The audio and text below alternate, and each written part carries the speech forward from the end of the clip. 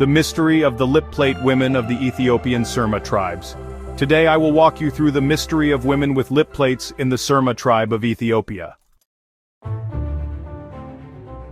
Yeah, let's talk about what you have never been told about the Mursi, Suri, and Mekan ethnic groups that make up the Surma tribe of Africa. There is no doubt that advancements made in technology have a pervasive influence on nearly every facet of modern-day living. But that notwithstanding, there still exists sections of the global population who hold on dearly to cultural practices in their most ancient forms. A prime example of where to find typical examples of such people is in the southern Ethiopian regions, near Lake Turkana and the lower Omo Valley. The Mursi, Suri, and Mekan peoples are the three ethnic groups that make up the Surma people.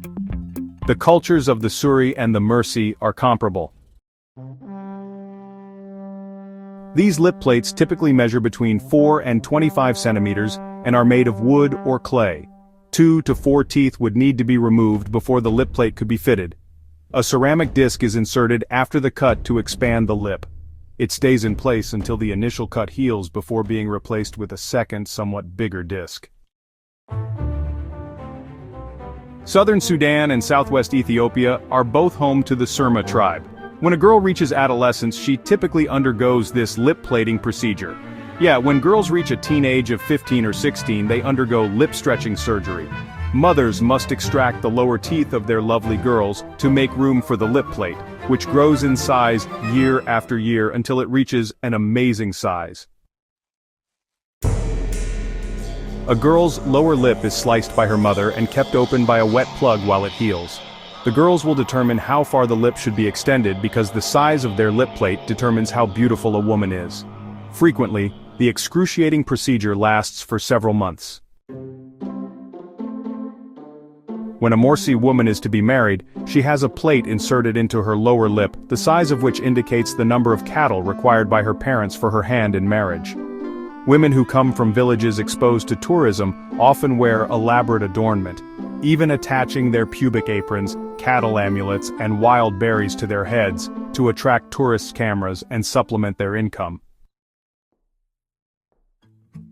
So, in many communities, young married ladies and unmarried females are more likely to wear lip plates than older married women with children. These lip plates, they're typically worn during significant rites like marriages, offering meals to men, and even when milking cows. And, girls who are single and have these enormous labels might choose to wear them anytime they are out in public.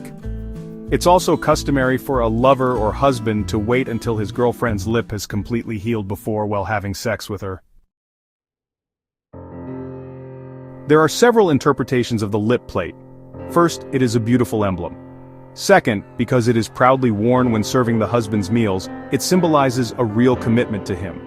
Since a woman's exterior beauty is thought to diminish after her husband's death, the lip plate is removed if he passes away. Finally, the plate serves as a potent symbol of Mursi identity. Without it, they run the risk of appearing to belong to a different tribe. Now back to the girls.